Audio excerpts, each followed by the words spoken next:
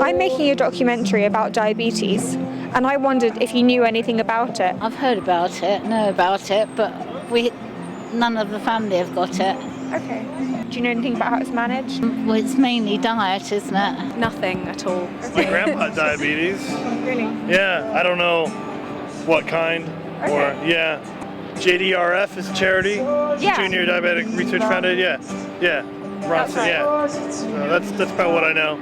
So I know that people with diabetes have to be very careful about how much sugar that they consume so that they don't spike their insulin levels. A friend of mine, has that pen, Yeah. injections and that. So what's the deal then? You've got to be careful not to eat too much sugar, I suppose. Can children get it then? Well, my grandpa has type 2 diabetes, so I don't really know that much about type 1 diabetes, though. Okay. Well, of course, it's something to do with your sugar level.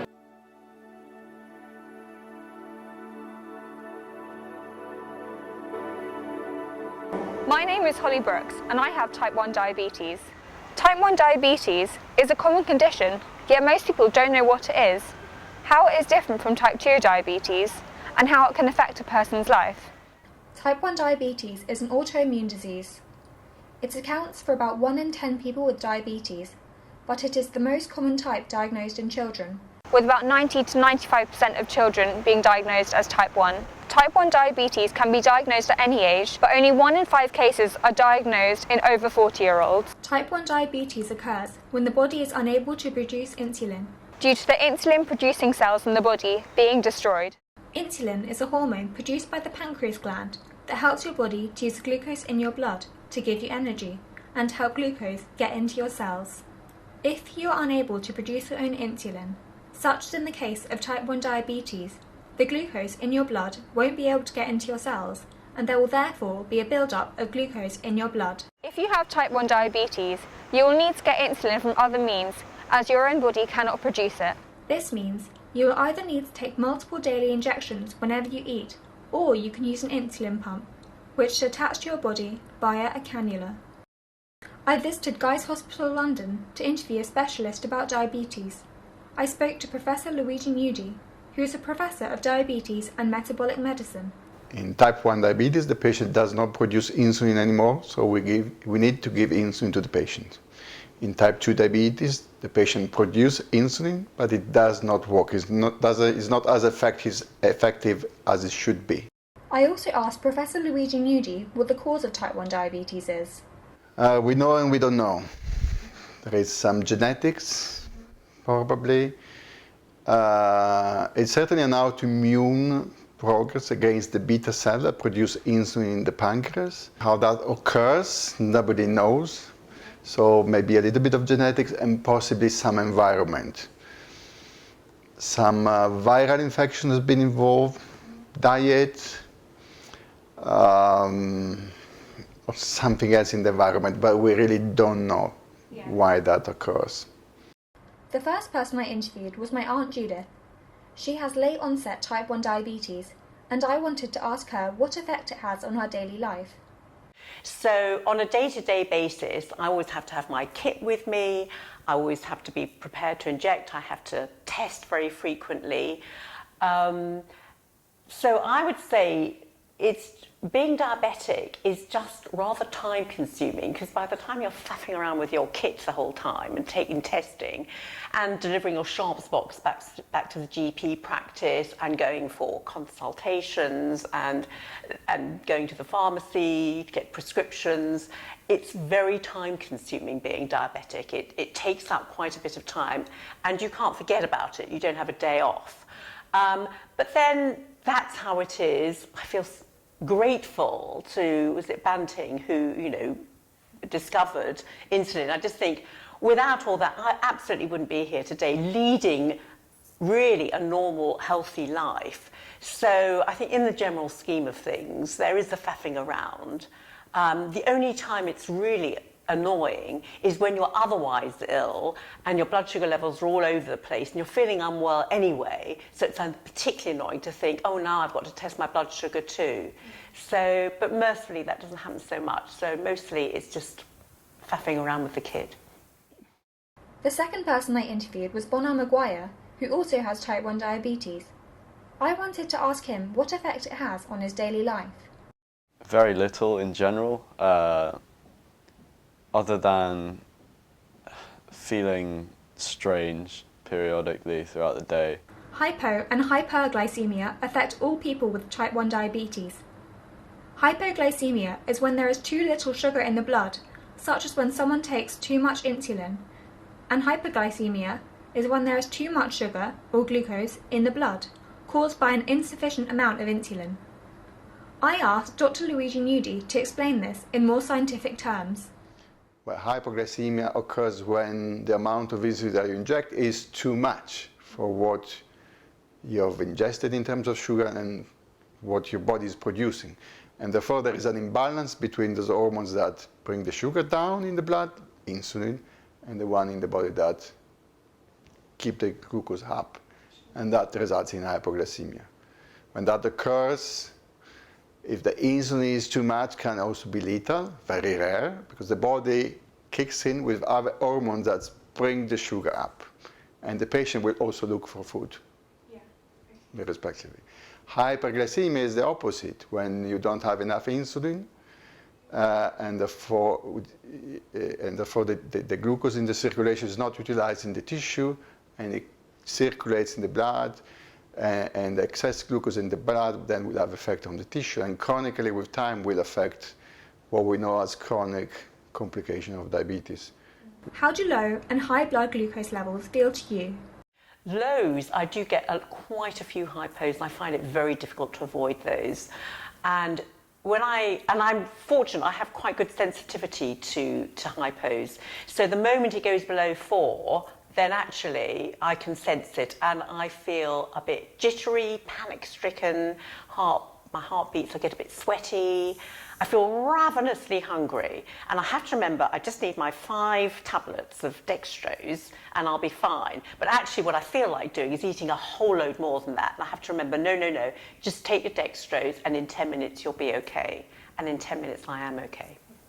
Yeah, for me, I just feel sort of, if I haven't been running high very often, then I'd say I start to feel like there's a lower threshold.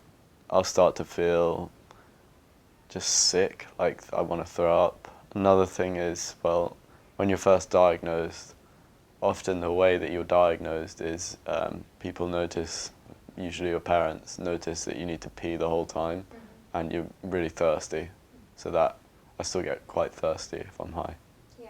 In terms of things I have to do, I have to sort of every meal carefully think about what I'm gonna bolus, so how much insulin to give. But yeah, because I have a pump, it makes it pretty easy. I have to do a lot of blood tests, so checking my blood sugar.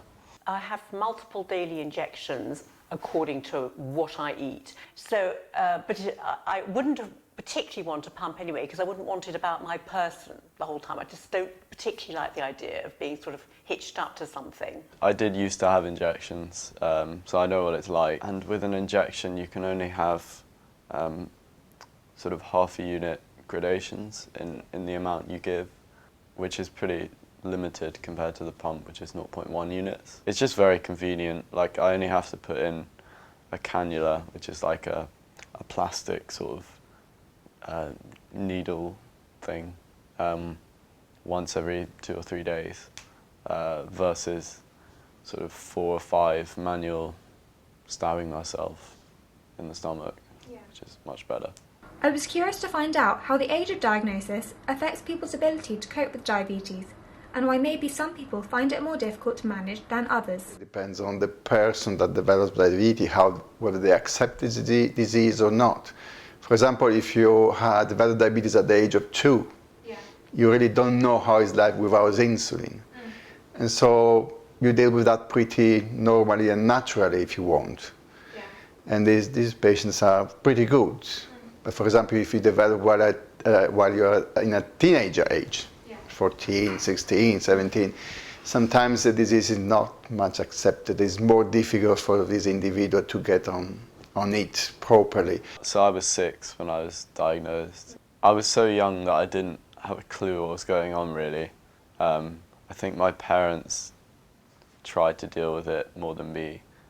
It might have helped in that I kind of have like an intuition in terms of like my ability to control it. I might have more of an intuition than if I was diagnosed later, but that's just speculation. I was diagnosed relatively late. It was late onset type 1, so I was 54 at the time. And in a sense, because there was so much diabetes in the family, I thought I was lucky in a sense that I didn't have it earlier. Because I think at age 54, and it's what, 8 years on from that now, I think it's easier to cope with because you feel as though you've had a long stint of not being diabetic. And I think as a young person to deal with it, it's much more difficult in many ways because at 54 you don't mind so much what other people think or see you injecting or whatever.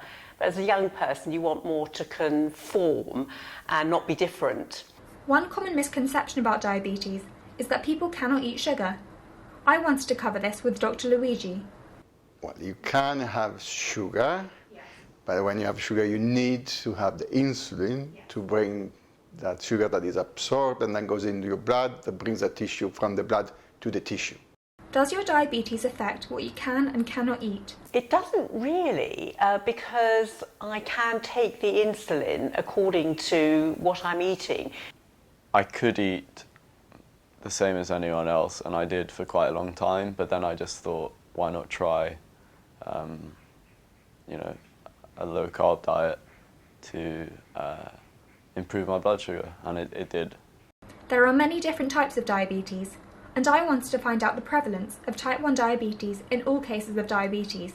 So there's many, many more type 2, and what is scaring today is that usually type 2 is the diabetes of the adult. It occurs when they're 50 years old or older. Now we see that in teenagers because of what we eat, what we are bombarded with, you know, junk food that we eat, or chips and so on, that, you know, and lack of exercise. Currently, there are several methods of treatment for diabetes, namely insulin pump therapy and multiple daily injections. I wanted to ask Dr. Luigi Nudi what was next in terms of treatments for diabetes. Recently we have many new drugs that both tablets and injectable that are there to give us some more tools to improve the control of diabetes, especially for type 2 diabetes. They are quite interesting, and so I think the future is promising in the terms that we have more tools to work with to achieve a better control. The main problem today is, can we afford it? Do you think that having diabetes has affected you emotionally? It did affect me emotionally because although I said that it was easier as an older person, because I'd seen what had happened to my close relatives who were diabetic, and actually they died of the complications. And so I felt, when I was first diagnosed, I did feel, oh, I don't want that to happen to me. And then I had to remember that had been many, many years previously when the treatment wasn't so good, and it's probably true to say that those particular family members didn't take quite the care that they might have done. And I don't mean that in any judgmental way. Things were very different then. I asked Bonner if he thinks that having diabetes has affected his social life. It probably does affect my social life, but not to the point where I don't go out at all or anything.